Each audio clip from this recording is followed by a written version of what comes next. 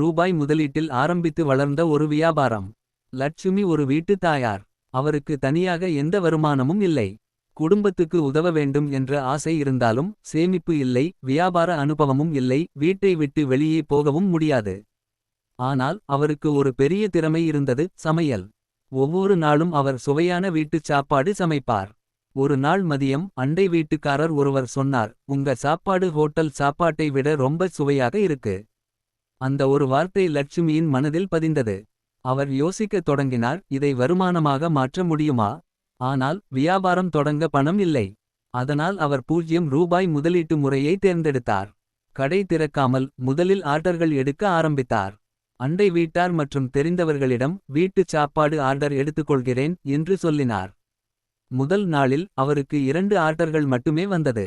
வீட்டில் இருந்த பொருட்களையே பயன்படுத்தி சிறிது கூடுதலாக சமைத்து சுத்தமாக பேக் செய்து கொடுத்தார். சாப்பாட்டின் சுவையும் சுத்தமும் அனைவருக்கும் பிடித்தது. மெதுவாக இந்த செய்தி பரவத் தொடங்கியது.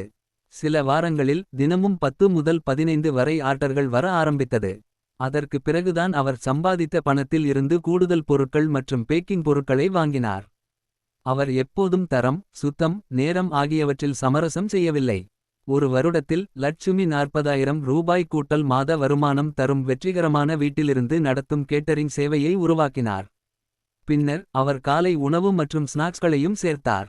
அவரிடம் இந்த பயணம் பற்றி கேட்டபோது அவர் சொன்னார்: நான் பணம் வரும் வரை காத்திருக்கவில்லை. எனது நம்பிக்கையும் திறமையையும் வைத்து ஆரம்பித்தேன்.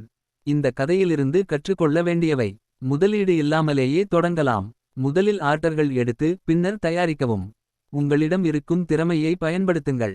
சமையல், தையல், கற்பித்தல் எதுவாக இருந்தாலும் வருமானமாக மாற்றலாம். வாய்மொழி விளம்பரம் மிகவும் சக்திவாய்ந்தது. திருப்தியான வாடிக்கையாளர்கள் புதிய வாடிக்கையாளர்களை கொண்டு வருவார்கள். தரம் தான் உங்கள் பெயரை உயர்த்தும். சுவை கூட்டல் சுத்தம் சமன் மீண்டும் வரும் ஆர்டர்கள். மெதுவாக பாதுகாப்பாக வளருங்கள். நிலையான வருமானம் வந்த பிறகே விரிவாக்கம் செய்யுங்கள்.